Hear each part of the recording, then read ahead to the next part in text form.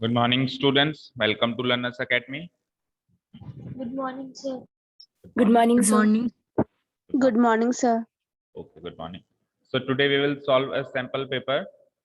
I cannot say the sample paper because इस बार तो आपका pattern बिल्कुल change है, but a test paper of chapter number 6 application of derivatives जो आपने कल जिसमें appear हुए उसको analyze करेंगे, है ना? It was an average paper, ना ज़्यादा difficult and ना ज़्यादा easy.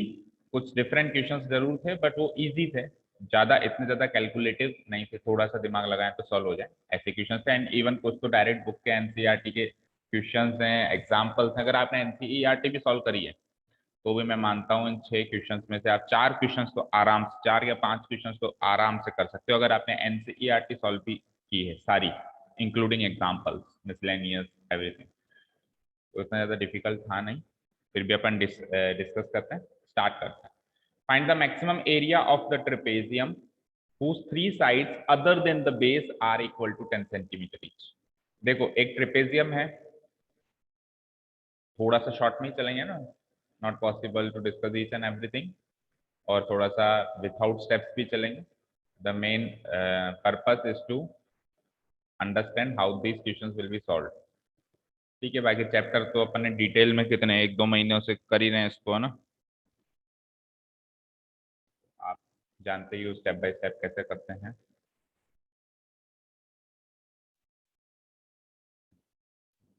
क्या हुआ?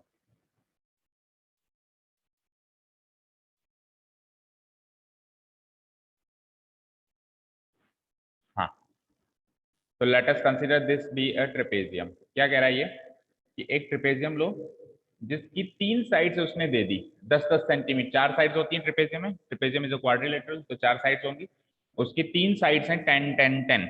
Other than the base, base को छोड़ के बची हुई 10 साइड्स आप 10-10 ले लो। बेस हम जनरली नीचे वाली साइड कंसीडर करते हैं, तो अगर मैं इसको मार्क करूं ABCD, ABCD, तो AB को छोड़ के बची हुई 3 साइड्स कितने कितने सेंटीमीटर की हो गई? 10 एंड ये वाली भी 10, राइट? अब नीचे वाली साइड का अंदाजा निकालने के लिए सपोज करो मैं एक परपेंडिकुलर ड्रॉ करता हूं from D and C, from D and another perpendicular from C। तो मान लो इन परपेंडिकुलर के नाम लग देते हैं DP CQ। तो आप क्लियरली देख सकते हैं कि DC अगर 10 है तो PQ भी 10 होगा, यस और नो? अगर DC 10 है तो PQ भी 10 होगा, राइट? यस और नो? Yes, sir. अब बचा क्या? AP और BQ। अब आप एक चीज और आपको अगर नॉलेज में है, ट्रेपेजियम के क्या कॉन्सेप्ट्स होते हैं कि इसमें एक पेयर तो पैरेलल होता है, जैसे DC और AB तो क्या है? Parallel pair of opposite sides, और एक पेयर क्या है? नॉन पैरेलल होता है।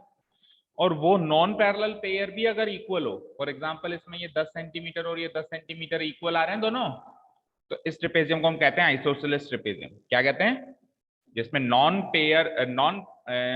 पैरेलल पेयर जो है, ऑपोजिट साइड्स का पेयर वो इक्वल हो, उसके साइड्स इक्वल हो, 10-10 सेंटीमीटर के हैं, तो इसको हम आइसोसेलेस ट्रेपेजियम कहते हैं। और इसमें खास बात ये है कि जब अपन यहाँ पे परपेंडिकुलर ड्रॉ करते हैं तो ये नीचे वाली बची हुई साइड्स भी क्या होती हैं? इक्वल आती हैं।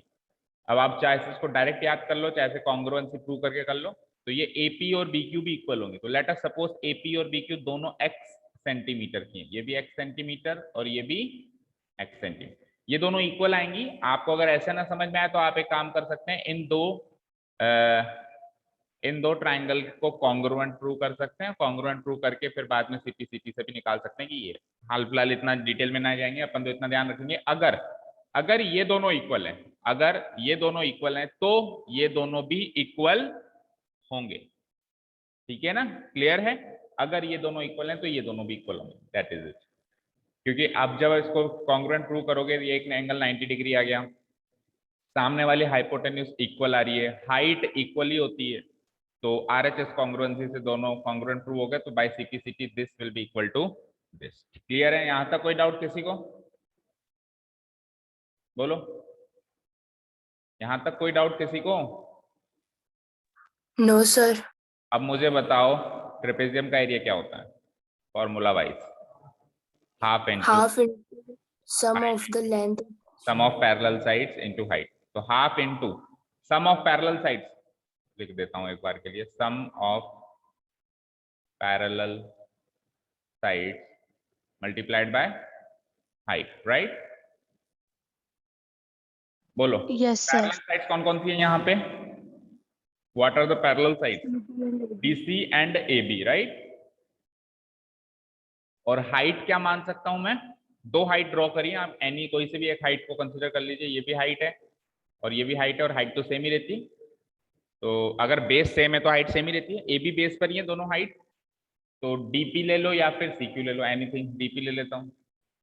अब इनकी वैल्यूज अगर पुटअप करना चाहें तो DC तो 10 है, मुझे बताओ AB की वैल्यू क्या होगी? AB कंप्लीट AB की वैल्यू 10 क्या होगी? plus 2. x plus 10 plus x plus 10 plus x, है ना? x प्लस 10 प्लस x क्या होगा? 2x प्लस 10, समझ में आया ना? 2x प्लस 10,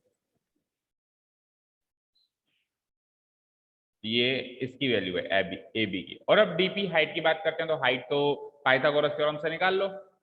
इस साइड को निकालना कौन सी बड़ी बात है? ये साइड गिवन है और ये साइड हमने कंसीडर करी इन टर्म्स ऑफ x, तो हाइट भी इन टर्म्स ऑफ x आ सकती है। 10 का स्क्वायर यानी कि 100 माइनस x का स्क्वायर का रूट, 100 माइनस x स्क्वायर, ये आ गई आपकी height, root of 100 minus x square. बेटा सामने वाली क्लास में बैठो, 100 माइनस x, ठीक है? इसको सॉल्व करते हैं, तो 1/2 इंटू 10 प्लस 2x प्लस 10, बोलो क्या बनता है? 20 plus 2x, right? Into root of 100 minus h square. इसकी 2 से काट दो, तो 2 पहले कॉमन लेके काट दो, कैसे भी कर लो, ये दोनों को अलग अलग काट दो। ये 10 टाइम्स कट जाएगा x, तो क्या बचेगा? 10 plus x into root of 100 minus, अब इससे आगे तो सॉल्व हो नहीं रहा, नहीं हो रहा ना, सेंटीमीटर स्क्वायर। ये आपका फाइनल एरिया आ गया इन terms of x, in terms of x आ गया ये। अब इस एरिया को मैक्सिमाइज करना है, उसने क्या कहा? Find the maximum area. तो इस एरिया को मैक्सिमाइज करने में देखो, ये 10 तो फिक्स है, ये 100 फिक्स है, बचा क्या है? केवल x। तो आपका क्वेश्चन ये बन गया कि उस ट्रेपेजियम में वो x क्या लूं ताकि इसका एरिया मैक्सिमम हो जाए। वो x ही तो क्रिटिकल पॉइंट देगा भाई, वो x क्या लें अपन, ये गैप क्या लें भाई? ये ट्रेपेजियम में ऐसे भी बना सकता था, कैसे? ये ट्रेपेजियम में ऐसे भी बना सकता था, देखो 10-10 सेंटीमीटर की 3 साइड्स लेनी है ना, मैं ऐसे भी बना सकता था। अब ये तो ट्रेपेजियम पूरा बनवा, देखो ये वाली साइड जो है इसको मैं थोड़ा सा और ऐसे बना देता, इसको थोड़ा सा और ऐसे बना देता, 10 सेंटीमीटर की बनानी थी तो यही ट्रेपेजियम ऐसे बन जाता। देखो ध्यान से, थोड़ा सा इसकी साइड को ऐसे चौड़ी कर देता, ये ऐसे देखो इधर मेरी तरफ, ये ऐसे कर देता, 10 सेंटीमीटर ही तो बनानी है। अभी भी ये 10 है, अभी भी ये 10 है, और अभी भी ये 10 है, पर हाइट थोड़ी सी कम हो गई, हाइट कम हो गई ना, क्योंकि ऊपर करेंगे तो हल्के सा ऊपर चढ़ाना पड़ेगा उसको। अभी भी ये 10 है, तो अब लेकिन ये x बढ़ गया, ये x अभी थोड़ा सा बढ़ गया, यहाँ ये वाला हो सकता है ऐसा करने से एरिया बढ़ भी जाए और कम भी हो जाए, दोनों बातें। तो कुल मिला के ये x ही तो डिसाइड कर रहा है कि ये x क्या लो, बड़ा लो, छोटा लो, बीच का लो, कितना लो, ताकि इसका एरिया क्या हो जाए? मैक्सिमम हो जाए। अगर x को बड़ा करते हैं तो ये हाइट छोटी होती है, अगर x को छोटा करते हैं तो हाइट और ज्यादा बड़ी होती है। तो x कितना करें, कुल मिला के बात इतनी। समझ में आया यहां तक? बोलो, यहां तक समझ में आया? Yes, sir. चाबी देना राजू। तो अब देखो, अब अपन क्या करेंगे, इस एरिया को as a function of x मानेंगे। ये एरिया में केवल एक ही वेरिएबल पार्ट है x, देखो यहाँ पे और यहाँ पे एक ही वेरिएबल पार्ट है। तो let us consider this area be a function of x, तो मैं लिख सकता हूं a of x, right? a of x equals to 10 plus x multiplied by 100 minus x square. अब क्या करेंगे, इसको मैक्सिमाइज करने के लिए इसी को डिफरेंशिएट करते हैं with respect to x, dA by dx। So बोलो, प्रोडक्ट रूल लगाना पड़ेगा, नो अदर ऑप्शन। तो 10 प्लस x का क्या बनेगा? 1 ही बनेगा, और दूसरा function as it is 100 minus x square plus, अब 10 plus x as it is, और सेकेंड फंक्शन का डेरिवेटिव क्या बनेगा? 1 by into 1 by 2 root 100 minus x square, और 100 माइनस एक्स स्क्वायर का अंदर वाले का भी बनेगा -2x, राइट? यहाँ तक कोई डाउट? जिसमें 2 से 2 ये काट दो, क्या बना ये पूरा कंपाइल होके, √100 minus x square plus x भी है वहां पे, और ये 100 प्लस एक्स, इन दोनों को चाहो तो मल्टीप्लाई कर दो, ये एक्स को 100 प्लस एक्स, और ये माइनस भी है 10 प्लस एक्स आएगा ना? क्या? 10 प्लस एक्स आएगा ना?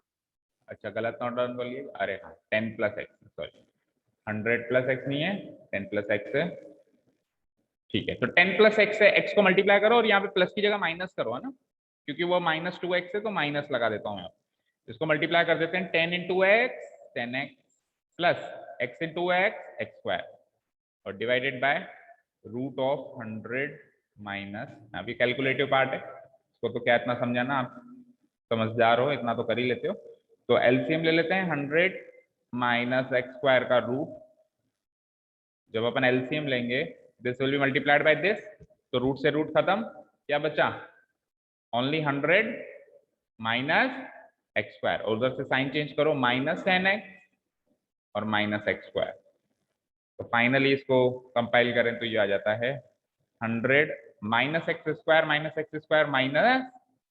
2x square minus 10x divided bye √100 minus x square. तो ये आ गया आपका डेरिवेटिव। अब इस डेरिवेटिव को पुट करते हैं 0 के equal to find the critical point,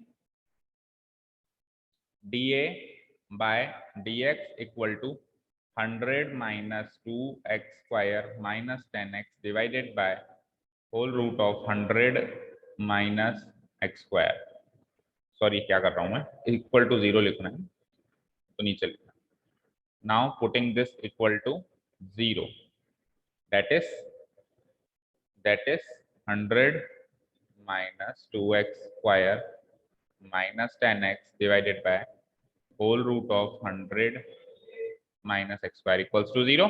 तो ये डिनोमिनेटर तो 0 बनेगा नहीं, ले देखिए न्यूमरेटर को 0 के इक्वेट करते हैं अपन, इतने सारे क्वेश्चंस कर लिए, अब तो इसको अरेंज भी कर देता हूँ। देखो पहले -2x स्क्वायर, फिर -10x, बाद में +100 इक्वल टू 0।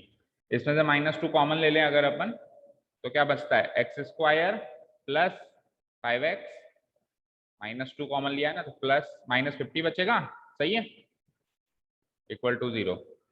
तो करो उसको फैक्टराइज, इसको फैक्टराइज करेंगे तो 10 5 जा 50 होता है, x square plus 10x minus 5x minus 50 equals to 0। तो x into x plus 10 minus 5 into x plus 10 equals to 0, x plus 10 multiplied by x minus 5 equal to 0। तो x की दो वैल्यूज बताओ, x इज इक्वल्स टू -10 और x equals to 5। मुझे बताओ x की value -10 possible है क्या? x क्या एक लेंथ है, x क्या है एक लेंथ है, बेस जो AB है उसका एक पार्ट है, तो वो माइनस में चली जाए, ऐसा पॉसिबल है क्या? Not possible. तो हम क्या करेंगे, इसकी पॉजिटिव वैल्यू कंसीडर करेंगे, तो इट इज रिजेक्टेड, ये तो रिजेक्टेड है, because x is length and cannot be negative,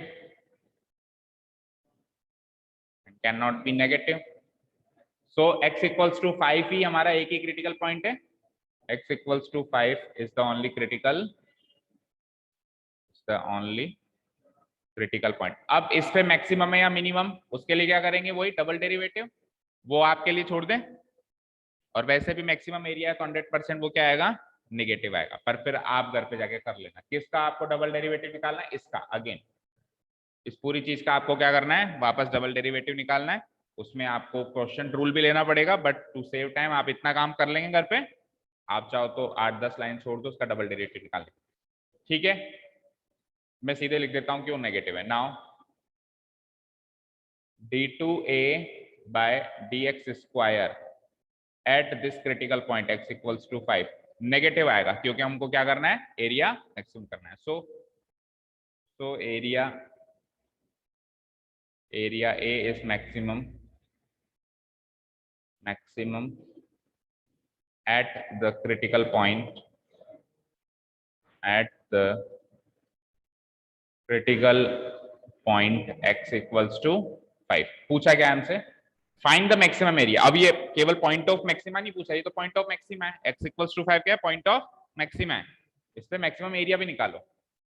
now maximum area, तो एरिया क्या आया था हमारा in terms of x? Check करो हमारा एरिया क्या था इन टर्म्स ऑफ x, जिसको अपन ने सबसे पहले डिफरेंशिएट किया था. यही तो था area in terms of x. इसमें x की जो भी क्रिटिकल पॉइंट वाली वैल्यू है वो पुट अप कर दो. तो 10 plus x multiplied by whole root of 100 minus x square, right?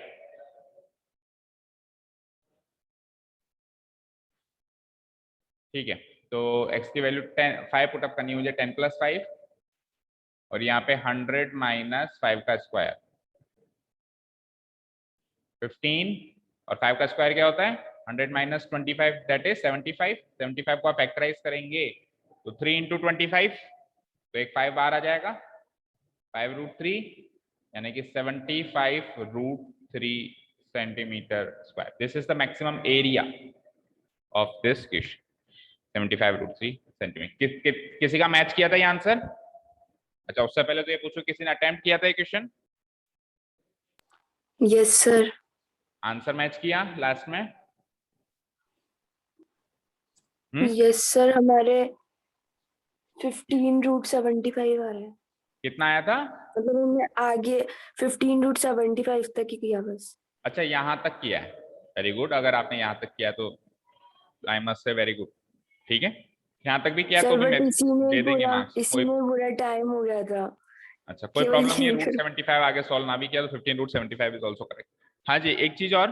अब देखो, हर एक क्वेश्चन के साथ एक पॉइंट याद करते चलेंगे, है ना? अब ये नया क्वेश्चन था तो आपने क्या सीखा इस मतलब इस कहानी से क्या शिक्षा ली?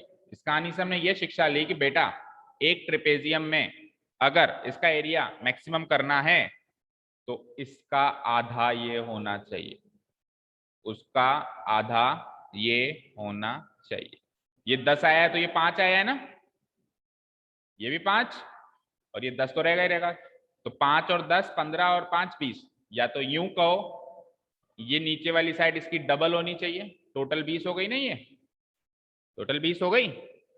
और ये वाली साइड इतना पार्ट इसका हाफ होना चाहिए. क्लियर है? समझ में आई बात? कल को मान लो एमसीक्यू में आ जाता है. हाँ, एमसीक्यू वाले ही आएंगे. आपको डायरेक्ट रिजल्ट ही याद है, पूरी कहानी का डायरेक्ट रिजल्ट याद है कि एरिया ट्रेपेजियम का मैक्सिमम करने के लिए जो ये है 10, इसका हाफ ये बनेगा, तब वो एरिया मैक्सिमम बनेगा. ये रिजल्ट डायरेक्ट याद है अगर आपको, तो आप मैक्सिमम एरिया निकालने के लिए थोड़ा ना तामझाम करेंगे. आप सीधे इसको 5 पुटअप करेंगे, इसको 10 पुटअप कर दिया, इसको 5, सारे डायमेंशंस आ गई, सीधे एरिया निकालेंगे. 1/2 into sum of parallel sides into height. हर एक कहानी का सार याद रखना है. हर एक कहानी का, इस क्वेश्चन में जितनी भी कहानी है, क्या करने से क्या हो रहा है. ठीक है, वो एक अलग बात है कि आना भी चाहिए, but exam point of view से सोचें तो डायरेक्ट रिजल्ट भी याद करना पड़ेगा. ठीक है, क्लियर है सभी को? बोलिए. Yes sir. चलते हैं नेक्स्ट क्वेश्चन.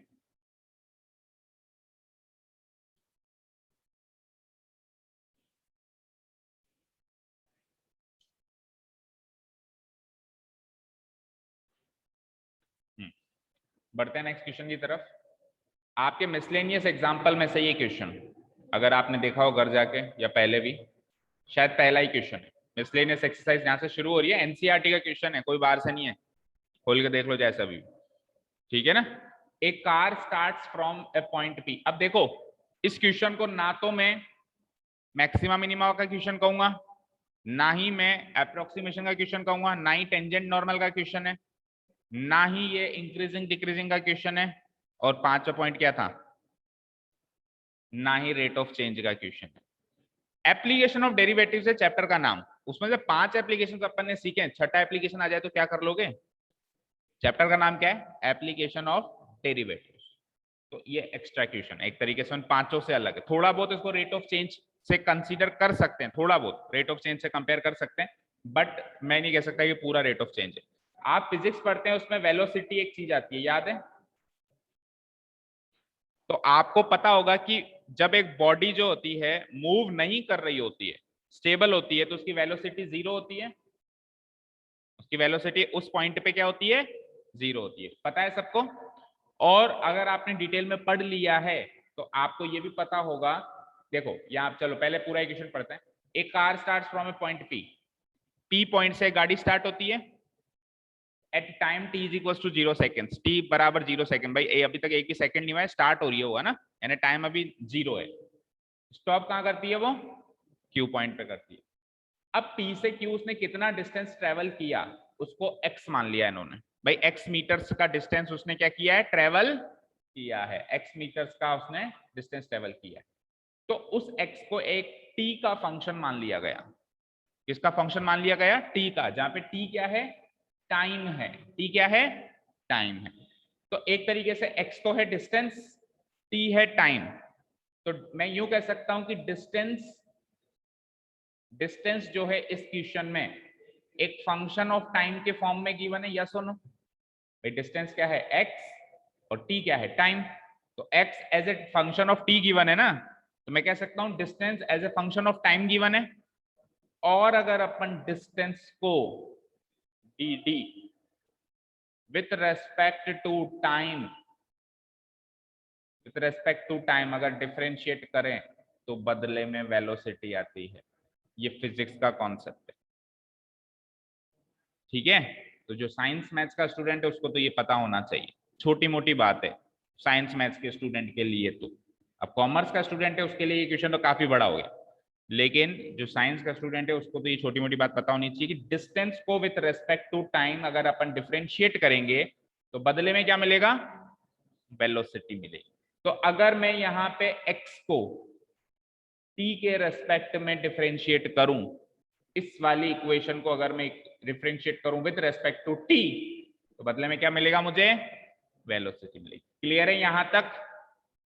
सभी को क्लियर है? बोलो। Yes sir. तो मैं यूं कह सकता हूं, देखो ये था मेरा पॉइंट P, ये है मेरा point Q। Point P, point Q। Point P पे तो टाइम 0 सेकेंड है, अभी गाड़ी स्टार्ट हो रही है, चलना स्टार्ट कर रही है, ठीक है? पॉइंट P पे टाइम क्या है? 0 सेकेंड है। पॉइंट Q पे टाइम मुझे पता नहीं है, क्वेश्चन मार्क लगा देता हूं।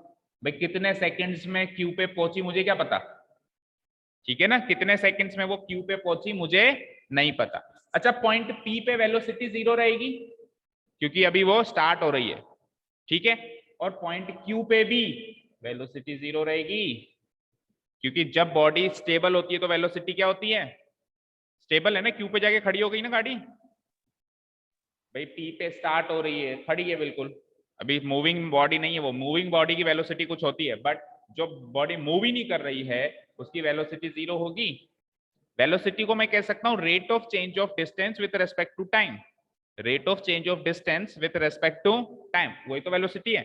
तो वो 0 रहेगी क्योंकि अभी वो मूव नहीं कर रही है, और Q पे जाके भी वो क्या हो जाएगी? 0 हो जाएगी। तो मुझे पता है कि V की वैल्यू 2 पॉइंट्स पे 0 है, एक तो P पर और एक Q पर। तो क्यों ना मैं V की वैल्यू निकाल लूं उस इक्वेशन से और उसको 0 के इक्वेट कर दूं, बात खत्म, ठीक है? तो मेरे को इक्वेशन क्या गिवन है? मुझे एक तरीके से डिस्टेंस, अब इसके स्टेप्स बाकी के मैं नहीं लिख रहा हूं, और आप चाहो तो एग्जांपल से कंसीडर कर सकते हो उसके बचे हुए स्टेप्स, अभी आपको सॉल्व करना बता रहा हूं बस। Distance as a function of time given है, राइट?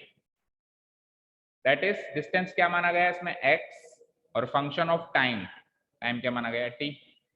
और कितना गिवन है वो भी देख लो, x is equals to t square into 2 minus आगे क्या है?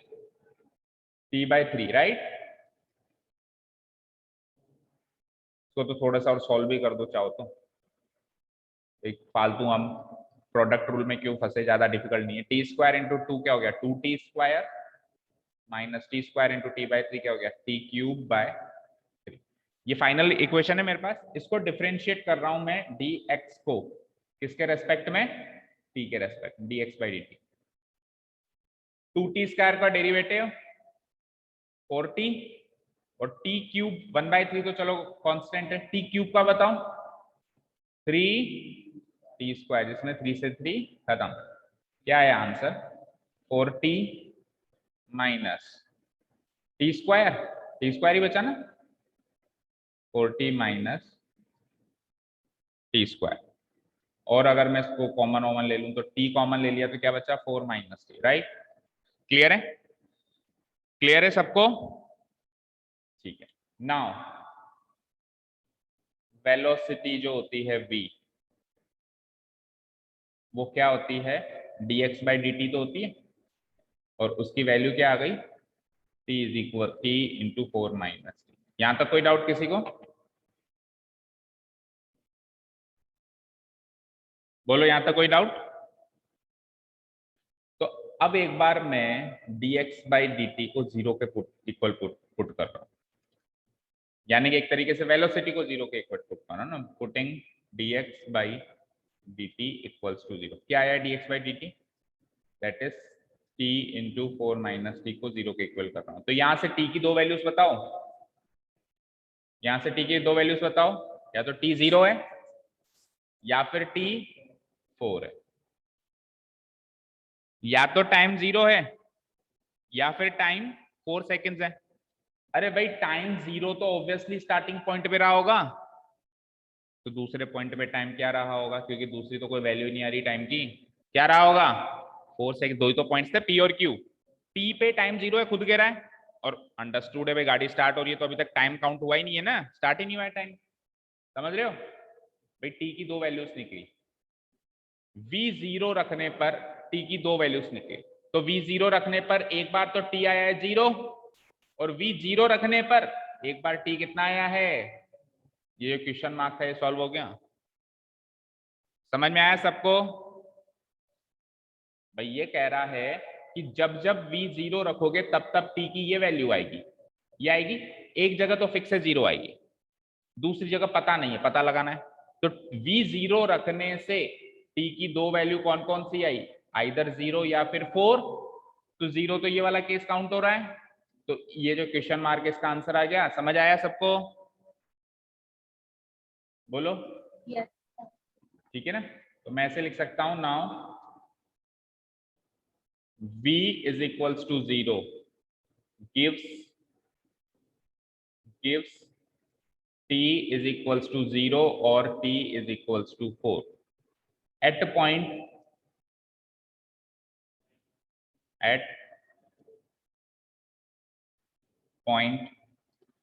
p at point p v 0 था एंड t भी 0 था। तो अंडरस्टूड है, सो एट पॉइंट q ही होगा, क्योंकि दो ही तो पॉइंट्स है p और q। एट पॉइंट q ही होगा जहां पे v अगेन 0 है, बट t क्या बचा? t की वैल्यू क्या बची यहाँ के लिए? 4 ही बची, क्योंकि 0 तो ऊपर काउंट हो गई, तो 4 यहाँ के लिए बची। तो इसका मतलब है देयरफॉर t क्या है? टाइम टेकन है, p से q में आने के लिए टाइम टेकन ही तो है ये। Therefore time taken by the car to reach from the point P to the point Q is equals to कितना आया? 4 सेकेंड। पहले क्वेश्चन का आंसर ही हो गया। आगे एक और क्वेश्चन है, पहला तो पूछा था time taken by it to reach Q point पे पहुंचने के लिए कितना टाइम लगेगा। अब ये भी निकालना है कि पी और क्यू के बीच की दूरी कितनी है। तो डिस्टेंस पता लगाना है, और डिस्टेंस का तो हमारे पास सीधा सीधा फॉर्मूला ही गिवन है, फंक्शन ही गिवन है ना। नाउ क्या गिवन है? x इज इक्वल्स टू क्या था बोलो? t², नहीं t था शायद यहाँ पे, क्या था बोलो ना? t² ही है, sorry, t² multiplied by 2 minus t/3। ठीक है, तो हमको t की वैल्यू आ गई ना, पॉइंट ऑफ, एक तरीके से पॉइंट आ गया, पॉइंट ऑफ मैक्सिमम मिनिमम आ गया, तो आप मैक्सिमम मिनिमम वैल्यू निकालें। तो t की वैल्यू बोलो 4 का स्क्वायर 2 माइनस 4/3 16 सर माइनस। यहाँ पे t 0 नहीं रख सकते क्या? t 0 रखेंगे तो डिस्टेंस 0 होगी, चेक करो। t अगर 0 रखेंगे तो डिस्टेंस 0 होगी। Yes, और वो sir. कब होगी? पॉइंट p पे होगी। पॉइंट P पे होगी। अब अपने को डिस्टेंस निकालना है तो Q पे जाओगे, पहले P से Q पे जाओगे तभी तो PQ डिस्टेंस निकलेगी। तो वहां यस पे सर। पॉइंट Q पे T0 थोड़ी ना है, पॉइंट Q पे T4 है, तो 4 रखना पड़ेगा, समझ रहे हो? Yes sir. 2 - 4/3 इसको सॉल्व करेंगे। 3 2 जा 6, 6 - 4 2/3, दैट इज 32/3 सेंटीमीटर था, मीटर था, क्या था, मीटर्स, x इन मीटर्स था, तो x की वैल्यू क्या हो गई, मीटर्स। देयरफॉर डिस्टेंस PQ कितना आ गया, डिस्टेंस PQ आ गया 32/3 आंसर। क्लियर है? हाँ बोलो।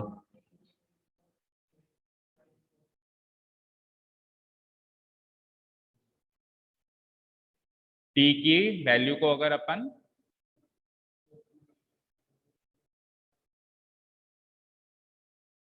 इसमें,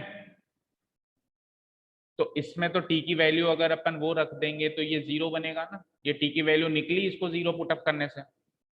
T की वैल्यू कहां से निकली है, इसको 0 पुटअप करने से निकली, तो जो भी वैल्यू निकली उसको अगेन आप इसमें पुटअप करोगे तो क्या हो जाएगा भाई, वेलोसिटी हमारे पास दो ही पॉइंट की गिवन है, या तो P की या फिर Q की, और दोनों पे वो वेलोसिटी 0 है क्योंकि गाड़ी दोनों पे स्टेबल है। उससे डिस्टेंस कैसे पता चलेगी, डिस्टेंस नहीं पता चलेगी, डिस्टेंस तो डिस्टेंस के फॉर्मूले में रखने से पता चलेगी। और डिस्टेंस फंक्शन उन्होंने क्या दिया है, x = t² ×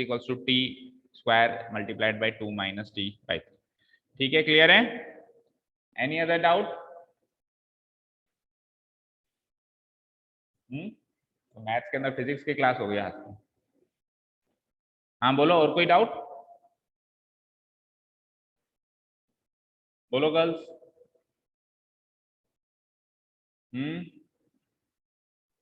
no sir. Okay, चलते हैं नेक्स्ट क्वेश्चन की तरफ।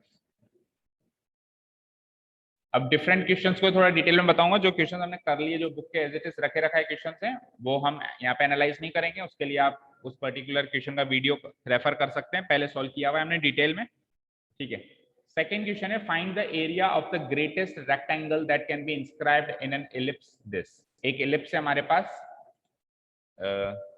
सपोज करो एलिप्स है हमारे पास लाइक दिस। एलिप्स होता है y एक्सिस,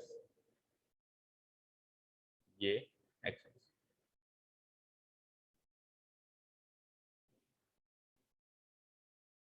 अब एलिप्स की इक्वेशन क्या गिवन है, चेक करो। x²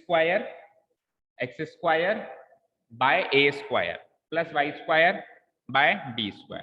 तो ये x एक्सिस के अलोंग ये एलिप्स बना हुआ है, x एक्सिस के अलोंग ये एलिप्स बना हुआ है, और उसके नीचे a² आ रहा है। उसके नीचे क्या आ रहा है बेटा, a² आ रहा है। तो मैं क्या कह सकता हूं कि ये डिस्टेंस यहां से यहां तक की डिस्टेंस a है, और यहां से यहां तक की डिस्टेंस क्या है, b है। इक्वेशन क्या है, x² by a² plus y² by b² equals to 1। ये एलिप्स की इक्वेशन गिवन है। तो x एक्सिस के अलोंग ये डिस्टेंस a है, और y एक्सिस के अलोंग ये डिस्टेंस क्या है, b है। मैं ये कह सकता हूं कि इस पॉइंट के कोऑर्डिनेट्स क्या होंगे, बोलो। ये डिस्टेंस a है ना, तो इसके a,0 कोऑर्डिनेट्स हो जाएंगे, और इसके बोलना -a,0 क्योंकि डिस्टेंस है, और इसके बोलना 0,b क्योंकि ये डिस्टेंस b है, और इसके 0, -b। अब इसके अंदर एक रेक्टेंगल इंस्क्राइब किया गया। आपके जो क्वेश्चन था उसमें आइसोसेलेस ट्रायंगल इंस्क्राइब था, याद करो। जो मिसलेनियस में क्वेश्चन है उसमें इलिप्स के अंदर क्या इंस्क्राइब किया है, आइसोसेलेस ट्रायंगल। थोड़ा सा बदल दिया, हल्का सा, अपन ने अब की बार रेक्टेंगल रख दिया। रेक्टेंगल कुछ इस तरीके से इंस्क्राइब हो जाएगा।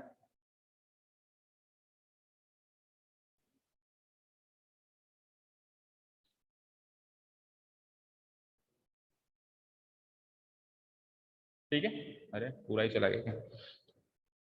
तो अब आप कंसीडर कर लो, ये पूरा यहाँ पे आने पर है, ये लाइन मतलब आगे बढ़ा देता हूँ। ठीक है,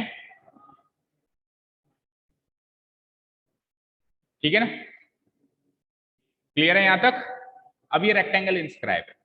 अब आप देखो, इसको करने के दो तरीके, या तो आप इन कोऑर्डिनेट्स की मदद लो, a,0 0, -b -a,0, क्योंकि आपको क्या चाहिए, रेक्टेंगल का एरिया चाहिए।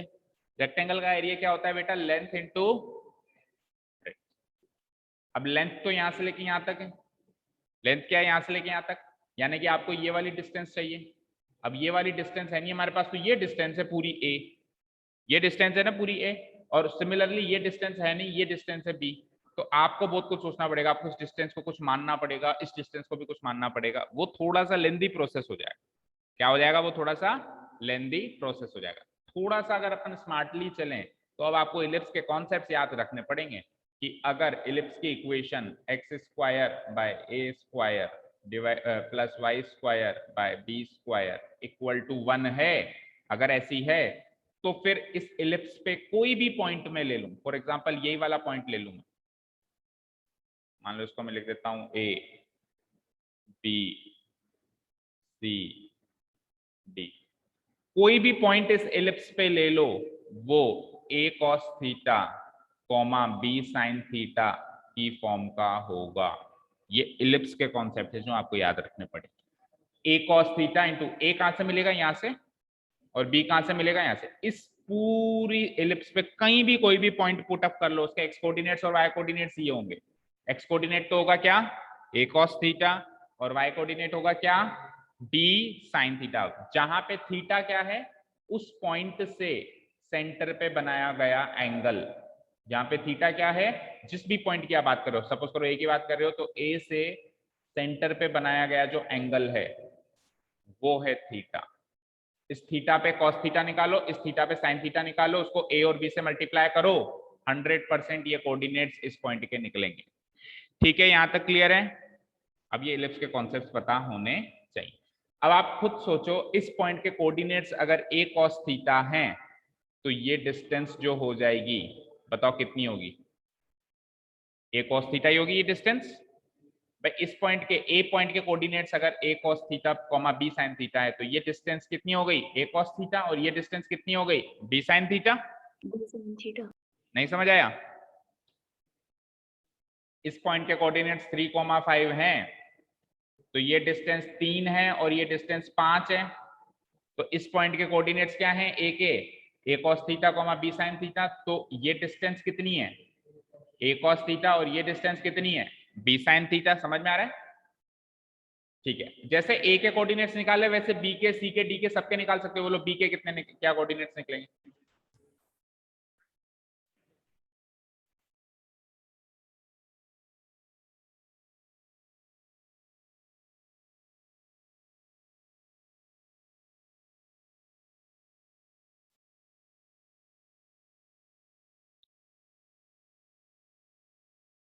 चलो देखो बेटा, ये जो इसके रेक्टेंगल के जो कोऑर्डिनेट्स, नहीं सॉरी, इसके ये जो मेजर एक्सिस और माइनर एक्सिस के जो कोऑर्डिनेट्स हैं, ये अभी मेरे कुछ काम नहीं आ रहे, उल्टा स्पेस को ऑक्युपाई कर रहे हैं। इसको डिलीट कर देता हूं मैं, है ना, ये आपको समझाने के लिए था ना। इसको हटा देता हूँ, इसको हटा देता हूँ, ये कुछ काम नहीं आएंगे। इसको हटा देता हूँ, इसको हटा, उसकी जगह ए बी सी डी के कोऑर्डिनेट्स मार्क कर लो।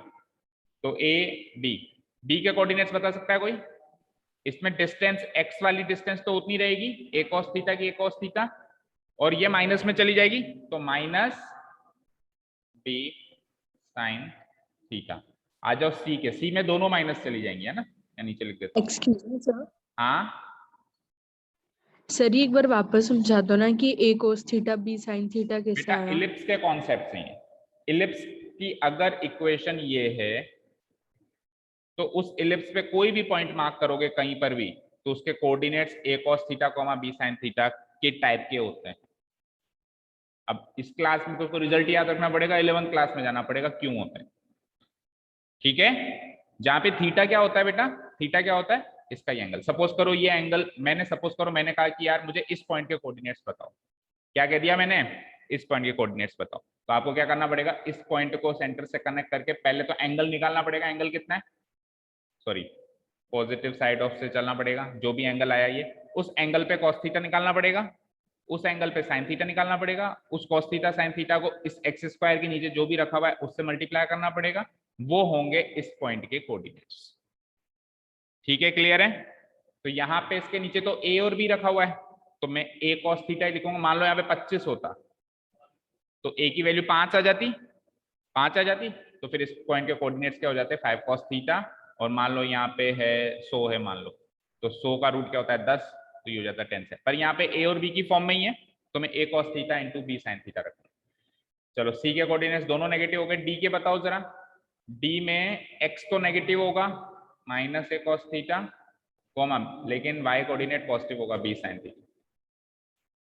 ठीक है, मेरा टारगेट क्या है, रेक्टेंगल का एरिया निकालना। भाई मुझे ये डिस्टेंस पता चल गई, कितनी है ये डिस्टेंस, a cos थीटा है, तो ये डिस्टेंस भी a cos थीटा ही होगी। सिंपल सी बात है, अगर ये डिस्टेंस a cos थीटा है तो ये भी a cos थीटा ही होगी। ये डिस्टेंस कितनी है, b sin थीटा है, तो ये डिस्टेंस भी कितनी होगी, b sin b, अरे डिस्टेंस तो b sin थीटा ही होगी, कोऑर्डिनेट पे नहीं जा रहा हूं मैं। डिस्टेंस तो जितनी ऊपर है उतनी नीचे होगी ना भाई, क्योंकि रेक्टेंगल है, रेक्टेंगल में आमने सामने की डिस्टेंस बराबर होती है, तो इसीलिए ये डिस्टेंस क्या होंगी, बराबर होंगी। ये 4 पॉइंट के कोऑर्डिनेट्स आपने निकाल लिए, ना भी निकालो तो चलेगा, ये आपको समझाने के लिए थे। आपका मेन टास्क है कि ये डिस्टेंस फाइंड आउट करना, ये डिस्टेंस या फिर ये डिस्टेंस। ठीक है, क्लियर है। तो मैं अगर मार्क करूं तो देखो ये वाली जो डिस्टेंस है, ये वाली डिस्टेंस कितनी हो गई, a cos थीटा। सिमिलरली कहाँ मार्क करूं, स्पेस नहीं दिख रहा, यहाँ मार्क कर देता हूँ, ये डिस्टेंस भी कितनी हो जाएगी, a cos थीटा। ये दोनों डिस्टेंस a cos थीटा हो जाएगी, और ये डिस्टेंस कितनी हो जाएगी, b sin थीटा। सिमिलरली ये वाली डिस्टेंस भी कितनी हो जाएगी, b sin थीटा। तो अब आप यहाँ से क्लियरली लेंथ एंड ब्रेड्थ देख सकते हैं, लेंथ कितनी हो गई, a cos थीटा का दुगना। लेंथ कितनी हो गई इस रेक्टेंगल की, ये भी a cos थीटा, ये भी a cos थीटा, तो a cos थीटा का डबल। ब्रेड्थ कितनी हो गई, b sin थीटा और b sin थीटा का डबल। समझ में आई बात, तो मैं क्या लिख दूंगा, सो लेंथ ऑफ रेक्टेंगल हो गई मेरी a cos थीटा का डबल, यानी कि 2 into a cos theta double, यानी कि 2a, बोलो क्या हुआ, 2a cos थीटा। अच्छा याद रहे यहाँ पे a और b कांस्टेंट्स हैं, ये इसकी इक्वेशन में गिवन है, तो a और b क्या है, यहाँ पे कांस्टेंट्स है ना। वेरिएबल पार्ट है थीटा, जो मैंने कंसीडर किया है, हर एक क्वेश्चन में ऐसा ही चल रहा है, याद रखो जो नई चीज हम कंसीडर करते हैं वो वेरिएबल होता है। जैसे ट्रिपेजियम के क्वेश्चन में हमने x कंसीडर किया था, तो x था वेरिएबल, जो उसने दे दिया वो सब कांस्टेंट है। ठीक है, ब्रेड्थ बोलना,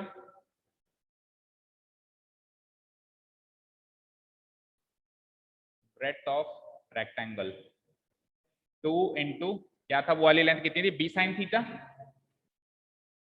तो ये क्या हो जाएगा 2b sin थीटा। अब क्या निकालना है, area, area of rectangle, length into breadth होता है, सब जानते हैं।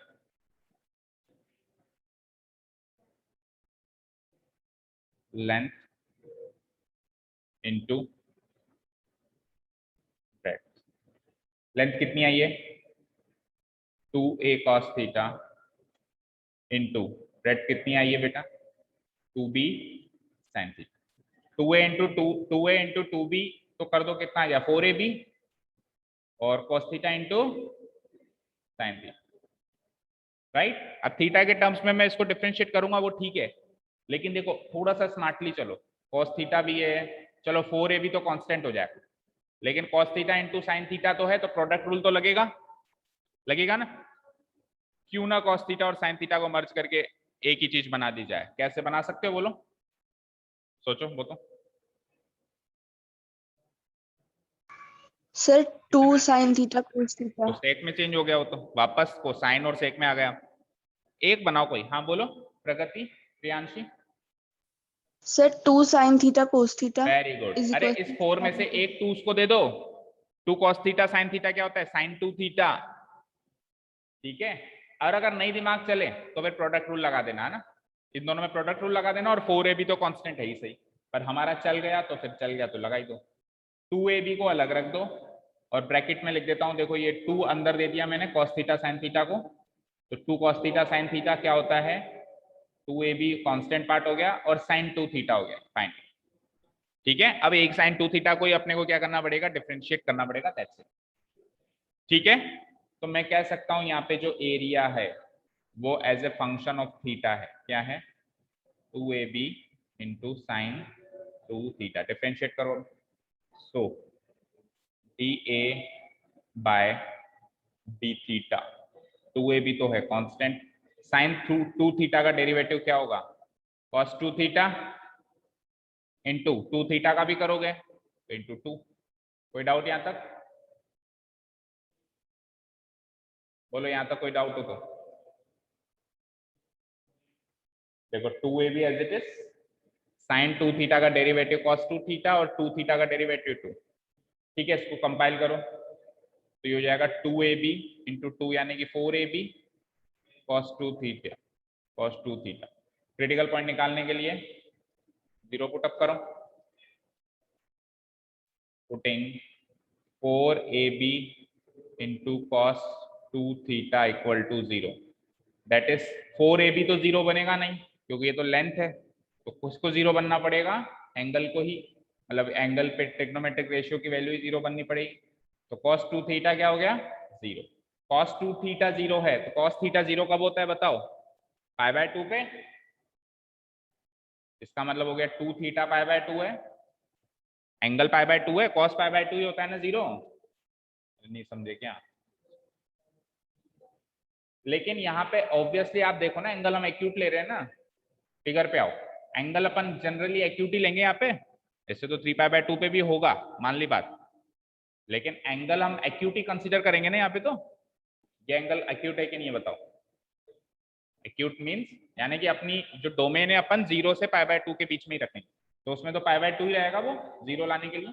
इसको लिख सकता हूँ cos 2 थीटा बराबर 0 को क्या लिख सकता हूँ? cos π/2। तो 2 थीटा की वैल्यू π/2, तो थीटा की वैल्यू क्या आ गई? π/4। अब ये तो क्रिटिकल पॉइंट है, तो the critical point is,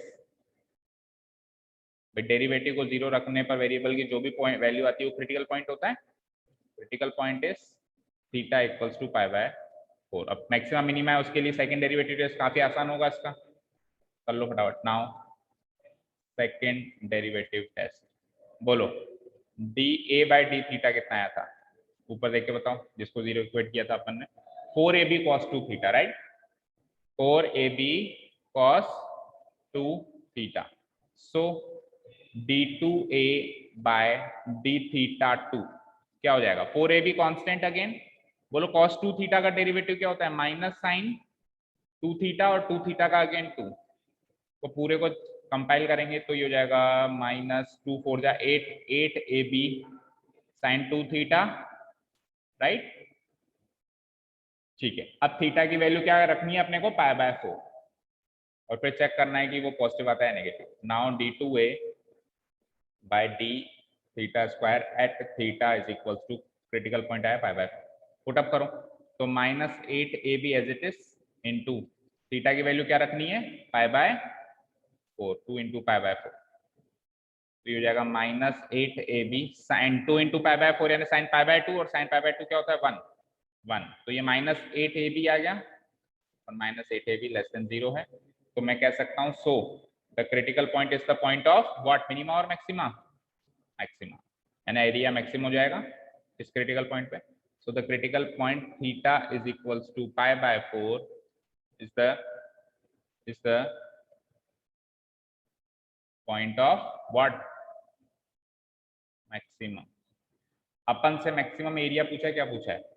area पूछा है, यानी पॉइंट नहीं पूछा है अपन से एक्चुअली एरिया पूछा है। तो नाउ मैक्सिमम एरिया कितना होगा? तो एरिया क्या निकला था as a function of theta? Check करो, उसमें थीटा की वैल्यू आप पुट अप कर दो π/4। क्या निकला था? Area as a function of theta 2ab sin 2 theta, दिख रहा है? 2ab sin 2 theta, a of theta निकला था ना,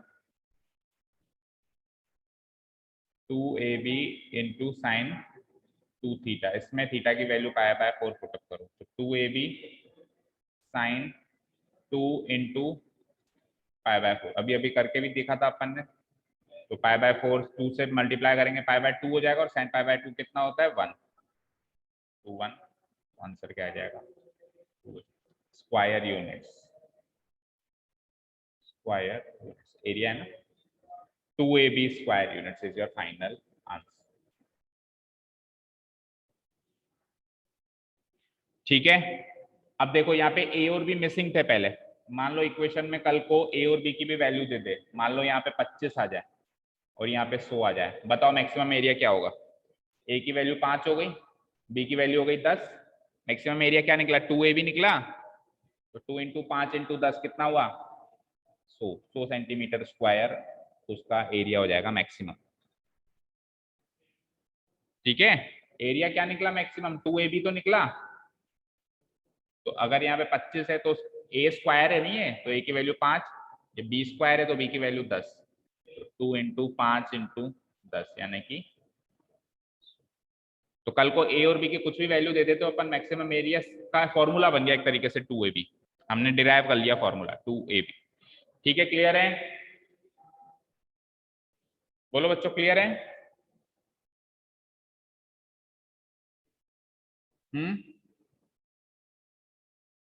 बोलिए।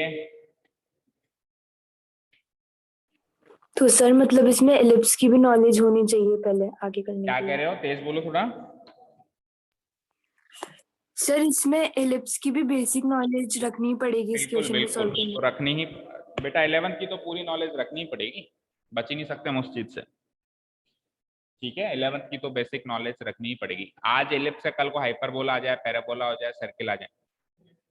ठीक है, तो फॉर दैट अभी मैं शुरू करूंगा कॉनिक सेक्शन 11th क्लास में बहुत जल्द, उसमें बैठ जाना अगर आपने लास्ट ईयर कवर नहीं किया तो। और तो क्या कर सकते, आते आप लास्ट ईयर तो कवर करवाते आपको, आए नहीं आप तो कोरोना हॉलीडेज मना रहे थे उस टाइम शायद, है ना? चलो चलते हैं नेक्स्ट क्वेश्चन पे। तो इसी का सेकंड पार्ट देखते हैं। इस टाइप का क्वेश्चन किया था हमने वैसे क्लास में। एक ओपन टैंक है जिसका स्क्वायर बेस है, ओपन टैंक है, बेस क्या है उसका? स्क्वायर है, यानी लेंथ और ब्रेड्थ तो इक्वल हो गई, हाइट अलग हो सकती है। समझ रहे हो भाई? क्यूबॉइड में क्या होता है? लेंथ ब्रेड्थ हाइट, लेकिन बेस अगर स्क्वायर है तो लेंथ और ब्रेड्थ तो इक्वल हो गई, हाइट उन लेंथ और ब्रेड्थ के इक्वल भी हो सकती है या अलग भी हो सकती है। ठीक है ना? आगे चलते हैं, कंस्ट्रक्ट करना है मेटल शीट से। तो उसमें गिवन क्वांटिटी ऑफ वाटर को होल्ड करना है, यानी कि उसके अंदर एक फिक्स पानी आना चाहिए, फिक्स क्वांटिटी ऑफ वाटर आना चाहिए, 100 सेंटीमीटर क्यूब आना चाहिए या 200, कुछ भी है, वो गिवन नहीं है। तो कुल मिला के वॉल्यूम गिवन हो गया, चेक करो भाई। फिक्स क्या कर दिया उसने भाई? पानी उसके अंदर फिक्स आना चाहिए, उसको नहीं बदल सकते आप। तो यानी कि एक तरीके से वॉल्यूम फिक्स हो गया। तो एक चीज फिक्स करता है और एक चीज को वेरी करता है ये, तो वॉल्यूम फिक्स हो गया। वेरी किसको कर रहा है? सरफेस एरिया को। Show that the total surface area को लीस्ट करना है, कम से कम। कब होगा ये? जब उसकी गहराई, टैंक की गहराई उसकी विड्थ की हाफ होगी, ऐसा मुझे प्रूव करके बताना है कि जब गहराई जो मतलब जो हाइट लेंगे ना अपन, उसकी हाइट को अपन गहराई भी कहते हैं, वो हाइट क्या आएगी? उसकी विड्थ की हाफ आएगी, तब जाके उसके अंदर सरफेस एरिया कम से कम होगा। और फिक्स क्या है? फिक्स है वॉल्यूम। क्लियर है? एक रफ डायग्राम इसका बना लेते हैं भाई। बेस तो है स्क्वायर, डिलीट कर,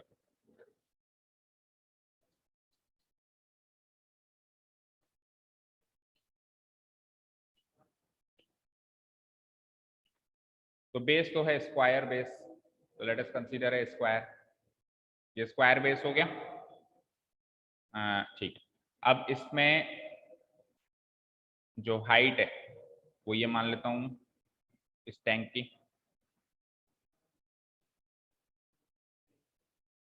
और वैसे भी प्रूव क्या करना है कि हाइट जो है इसकी आधी है, विड्थ की आधी है। तो थोड़ा सा इतना बना दो कि उसका आधा दिखाई दे, ये जो साइड्स बनाई है लगभग लगभग इसका आधा दिखाई दे।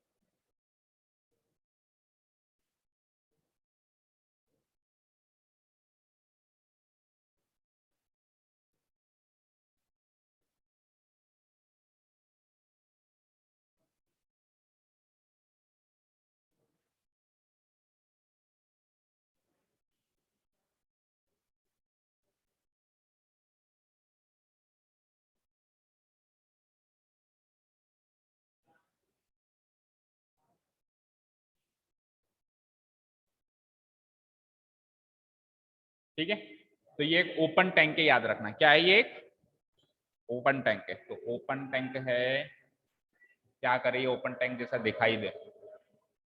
बोलो क्या कर सकते हो कि ओपन टैंक जैसा दिखाई दे?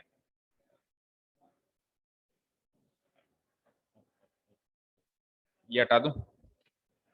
अभी दिख रहा है ओपन टैंक जैसा, थोड़ा बहुत तो दिख रहा होगा। मतलब इसकी हाइट है, ऊपर से ढक्कन गायब है, ये वाला जो ढक्कन है ये गायब है, ठीक है ना। अंदर से गहराई तो है, और गहराई क्या है, स्क्वायर फॉर्म में, स्क्वायर बेस है और गहराई है इसकी, ठीक है।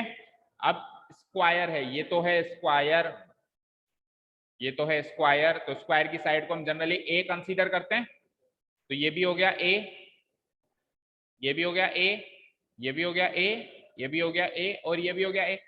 और उसके अलावा गहराई को अपन बी मान लेते हैं, ये जो ये वाली डिस्टेंस है इसको क्या मान लेते हैं, बी, बी वाली डिस्टेंस को मान लेते हैं बी, बी।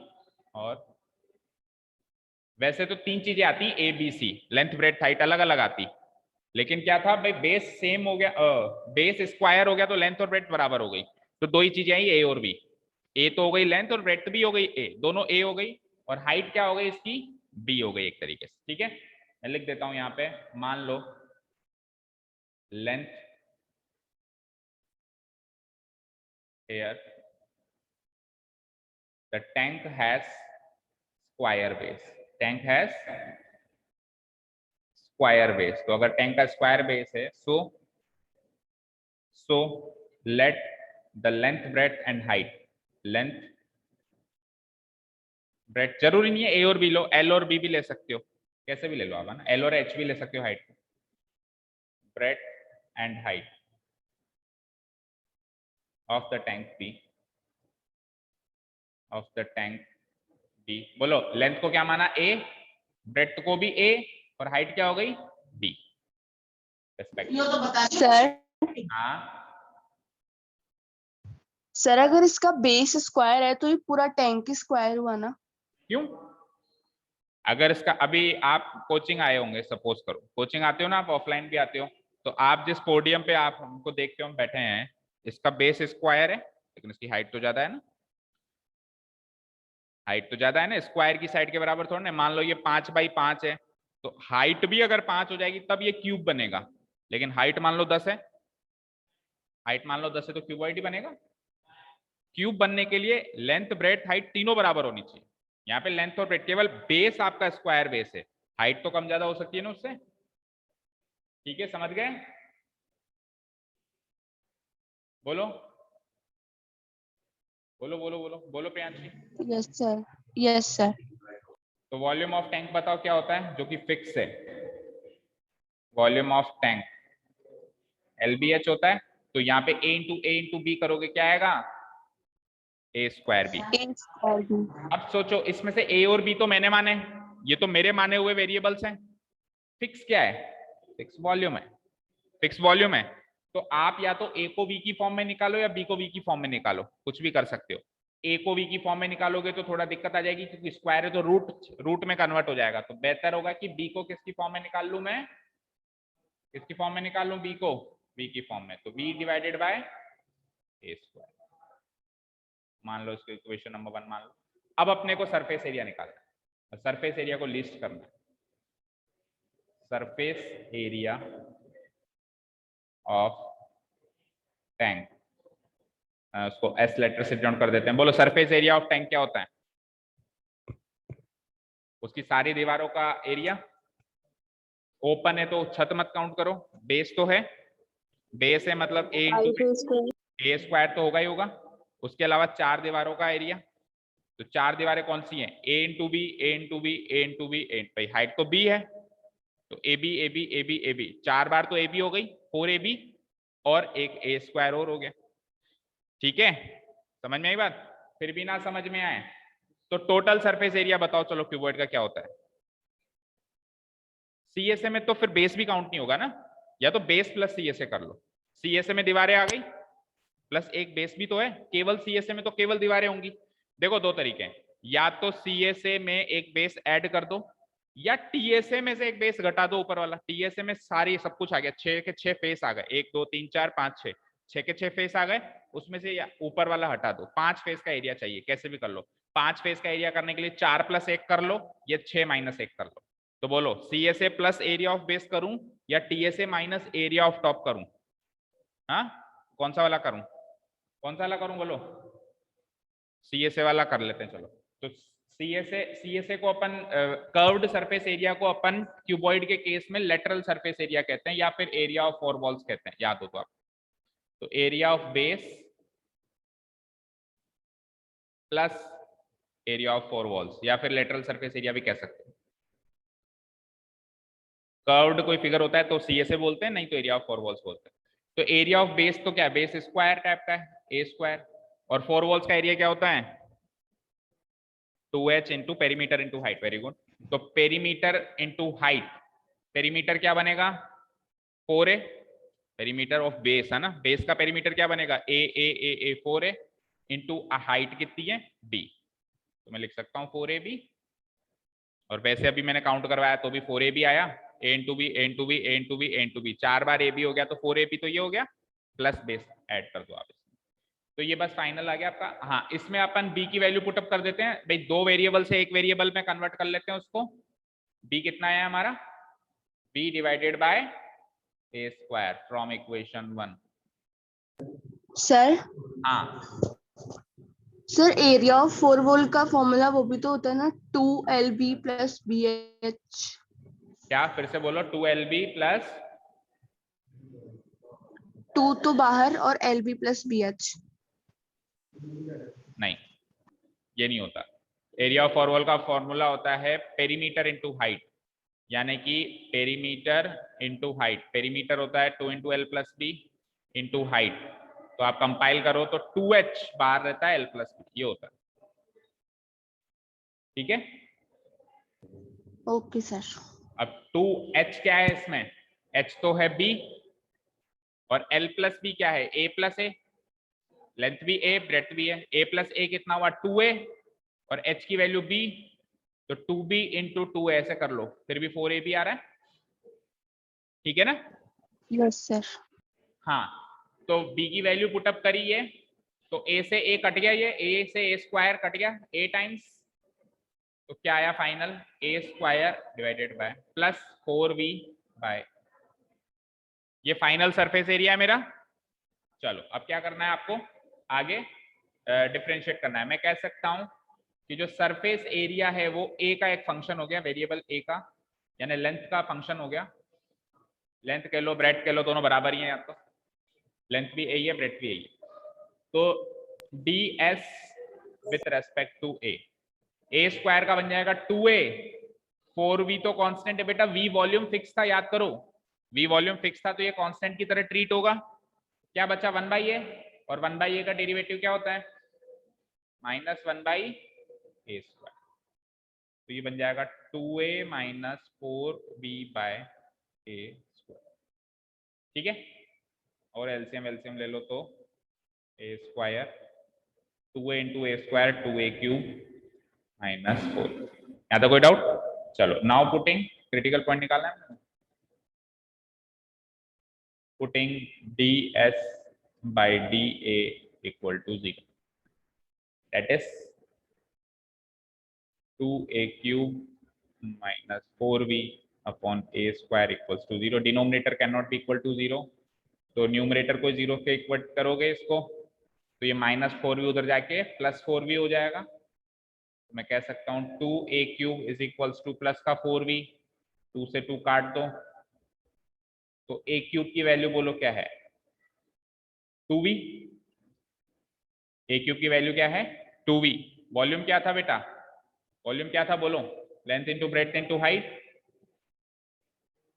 तो लेंथ इंटू ब्रेड्थ तो बराबर था a स्क्वायर ही था, इंटू हाइट क्या था d था, तो आप चेक करो a स्क्वायर से ये, मैं इसको थोड़ा और कंपाइल कर देता हूँ, a cube is equals to 2a square b, तो a स्क्वायर से ये a टाइम्स कट गया, चेक करिए जरा, a is equals to 2b आ गया, a इज इक्वल्स टू क्या आ गया 2b, यानी कि a क्या था मेरा, a क्या था लेंथ कह दो या ब्रेड्थ कह दो, वो a था, b क्या था मेरा हाइट, तो लेंथ या ब्रेड्थ दोनों में से कोई भी एक चीज हाइट की दुगनी है, तो हाइट जो हो गई लेंथ या ब्रेड्थ की हाफ हो गई, इधर से लिख सकता हूं ना b इज इक्वल्स टू 1/2 है।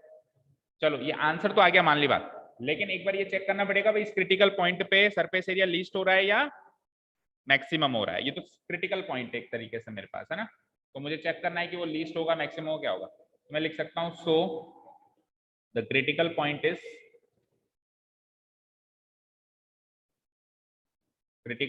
इज ए बराबर 2b। तो अब चेक करना पड़ेगा सेकंड डेरिवेटिव टेस्ट के हिसाब से। सेकंड डेरिवेटिव टेस्ट बोलो ds/da कितना आया था, बोलो क्या आया था, विदाउट एलसीएम का ही बता दो क्या आया था। 2a माइनस 4b/a², ये आया था 2a माइनस 4b/a²। सो डबल डेरिवेटिव निकालो d2s/da²। 2a का क्या बनेगा बोलो a, ओ सॉरी 2a का क्या बनेगा 2 माइनस 4b तो कांस्टेंट है और a² का डेरिवेटिव क्या होता है -2/a³। तो 2 माइनस माइनस प्लस हो गया प्लस 8v/a³। बोलो हर हाल में ये क्वांटिटी पॉजिटिव ही रहेगी, हर हाल में पॉजिटिव ही रहेगी ना, चाहे से आप क्रिटिकल पॉइंट पुटअप कर भी दो तो भी पॉजिटिव ही रहेगी भाई। d2s/da², वहां पे क्रिटिकल पॉइंट क्या आ रहा है a बराबर 2b, 2b भी पुटअप कर दो लो, क्या फर्क पड़ता है, 2 प्लस 8v/a³ मतलब 2b का होल क्यूब, 2b का होल क्यूब। तो भी ये हर हाल में पॉजिटिव ही रहेगी। तो अगर पॉजिटिव रहेगी सो the critical point is the point of minima. So the critical point a बराबर 2b is the point of minima, यानी इस पॉइंट पे मिनिमा अटेन हो रहा है। दैट इज, इसका मतलब ये है कि आपका जो सरफेस एरिया वो मिनिमम रहेगा, इस मिनिमम रहेगा व्हेन a बराबर 2b हो। व्हेन a बराबर 2b हो तब सरफेस एरिया मिनिमम रहेगा। मैं कह सकता हूं hence we can say a बराबर 2b, और ऐसे भी तो लिख सकते हो b बराबर 1/2a। a बराबर 2b को ऐसे भी तो लिख सकते हो b बराबर 1/2। मैं कह सकता हूं hence surface area is least या minimum, surface area is least when d क्या था मेरा, हाइट या डेप्थ, व्हेन डेप्थ इज 1/2 का मतलब हाफ, और a क्या था, लेंथ कह दो या ब्रेड्थ कह दो, उन्होंने विड्थ कही हम भी विड्थ कह देते हैं, is half the width of the tank, width of the tank. Prove, ये प्रूव करना था, ये प्रूव कर लिया। समझ आया? अब टाइम हो गया आज का तो। हाँ जी सर। हाँ अभी 11 तो आई नहीं रही, 11 तो आई नहीं रही, और ये ऑनलाइन आते तो मैंने कहा ऑनलाइन तो 7:30 तक तो पढ़ो। समझ में आया सबको? Yes sir.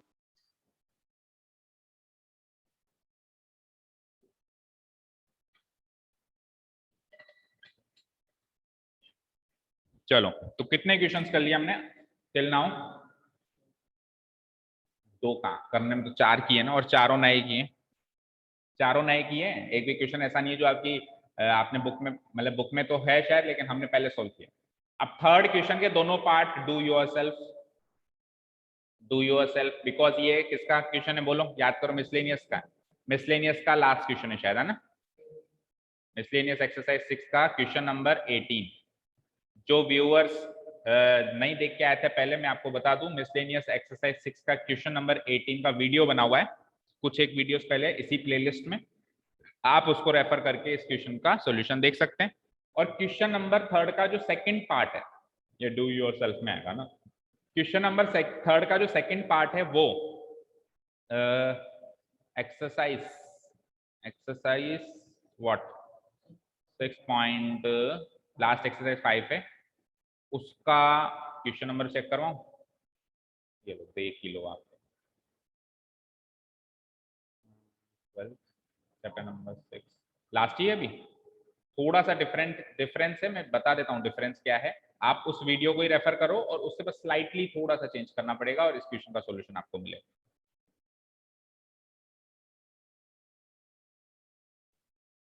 6.5 आ गई।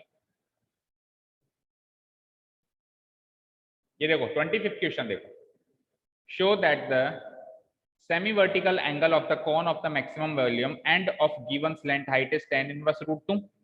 मैच करो हमने जो क्वेश्चन दिए एग्जाम में। Show that the semi vertical angle of the cone of the maximum volume end of the given slant height is cos inverse 1/√3। तो केवल लास्ट में ये वाला पार्ट चेंज है क्या, tan इनवर्स √2 है वहां पे, तो बोलो वहां पे क्या है, इसको तो डिलीट करो, हाँ वहां पे क्या है tan इनवर्स √2, और हमारे यहाँ पे क्या है इसकी जगह cos इनवर्स 1/√3। ठीक है, अब सपोज करो इसमें जो भी आपने क्रिटिकल पॉइंट निकाला, थीटा जो भी निकला, उसके बाद आपने tan थीटा निकाला होगा। मैं इस क्वेश्चन में आपने क्या किया था वो बता रहा हूं। आपका थीटा जो भी निकला होगा उसके बाद आपने tan थीटा निकाला होगा, और tan थीटा निकालने के बाद वो √2 आया होगा। tan थीटा निकालने के बाद वो क्या आया होगा, √2 आया होगा, तब जाके तो थीटा tan इनवर्स √2 आया। ठीक है, इस क्वेश्चन में थीटा निकालने के बाद tan थीटा मत निकालना, cos थीटा निकालना, और cos थीटा 100% आपका 1/√3 आएगा, तो थीटा क्या हो जाएगा, cos इनवर्स 1/√3। और सिंपल सी बात है बेटा, जब tan थीटा √2 होगा तो आप सिंपल ट्रिग्नोमेट्री अप्लाई करो ना, उस जगह पे cos थीटा 1/√3 नहीं होगा क्या। अगर tan थीटा की वैल्यू मैंने √2 दे दी और मैंने कह दिया cos थीटा की वैल्यू निकालो, सिंपल ट्रिग्नोमेट्री से कर सकते हो, 10वीं में जो पढ़ते थे अपन, नहीं कर सकते, नहीं कर सकते। अगर मैंने कह दिया tan थीटा √2 है, फाइंड cos थीटा, नहीं निकाल सकते, कैसे निकालोगे चलो बताओ।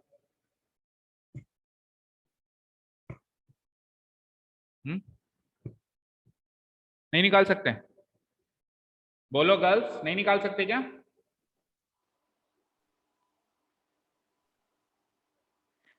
सर tan को sin बाय cos लिख देंगे। उससे क्या होगा, उससे cos sin बाय cos में तो sin भी आ जाएगा, cos थीटा चाहिए।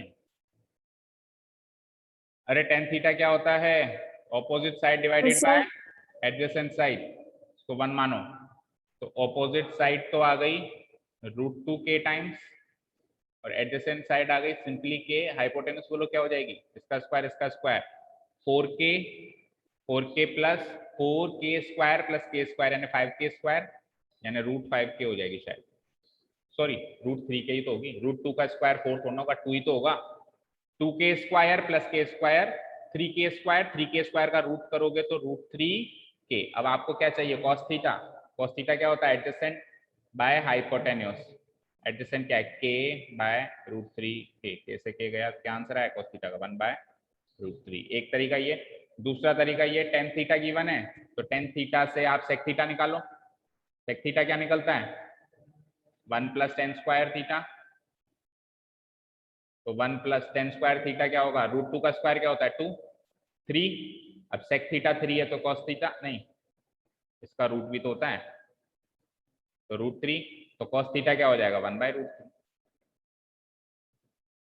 ठीक है, तो आपने वहां पे tan थीटा √2 निकाला होगा ना, tan थीटा निकालना ही मत, इस क्वेश्चन के एंड में क्या करना, आपने tan थीटा निकाला होगा, आप चेक कर लो वीडियो, इस क्वेश्चन का वीडियो देख लो, लास्ट में जाके मैंने tan थीटा निकलवाया होगा आपसे। क्यों निकलवाया होगा, क्योंकि जो एंगल है वो tan इनवर्स में, आप इस जगह पे tan थीटा ना निकाल के क्या निकालोगे, cos थीटा। तो आपने जो tan थीटा निकाला होगा वो √2 निकला होगा इस क्वेश्चन के एंड में, जब आप cos थीटा निकालोगे तो क्या निकलेगा 1/√3।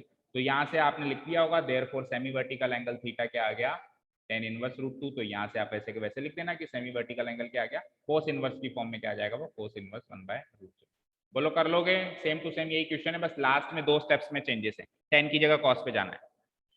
क्लियर, बोलो यस सर। तो ये क्वेश्चन के दोनों पार्ट्स एक तरीके से बुक के डिट्टो गिवन पार्ट्स हो गए, मतलब नो चेंज, 3rd क्वेश्चन तक हो गया हमारा। अब बोलो 4th क्वेश्चन इजी था पहला पार्ट, तो सेकंड पार्ट अगेन ये मिसलेनियस एग्जांपल है, अगर आपने सॉल्व किया हो तो चेक किया था क्या बाद में, ठीक है, नहीं किया तो कर लेना। 4th के बाद आ जाओ 5th में, ये तो आपका बुक का ही क्वेश्चन है, ये तो आपके बुक का ही क्वेश्चन है। चलो एक काम करो फिर, अब बात की बाकी क्वेश्चन कल देख लेना, ठीक है। क्वेश्चन नंबर 1 2 3 3 क्वेश्चंस तो क्लियर हैं, यस और नो, फोर्थ वाला एक बार ट्राई कर लेना, अगर आ जाता है, नहीं तो कल डिस्कस। कुल मिला के तीसरे क्वेश्चन तक तो क्लियर है सबको, यानी क्वेश्चन तो 3 है लेकिन हमने 6 कर लिए एक तरीके से। क्लियर है बोलो सबको girls? Yes sir. Question number 1, question number 2, question number 3, ये पहला पार्ट, इस पेपर के पहले पार्ट में 3 क्वेश्चंस कर लिए। कल एक बार फिर से इसी का एनालिसिस कंटिन्यू कर लेते हैं और बच्चे हुए 3 क्वेश्चंस और कर लेते हैं, ठीक है ना? तो कल वापस उसी टाइम मिलते हैं, आज के लिए काफी है, अभी स्कूल जाओ। Thank you so much for listening to us, have a nice day. Sir कल का सेम टाइम? Same time. आज अगर अपन ने 3 क्वेश्चंस किए तो कल भी 3 ही कर पाएंगे, क्योंकि थोड़ा डिटेल में भी चल रहा है। Okay, keep learning and bye.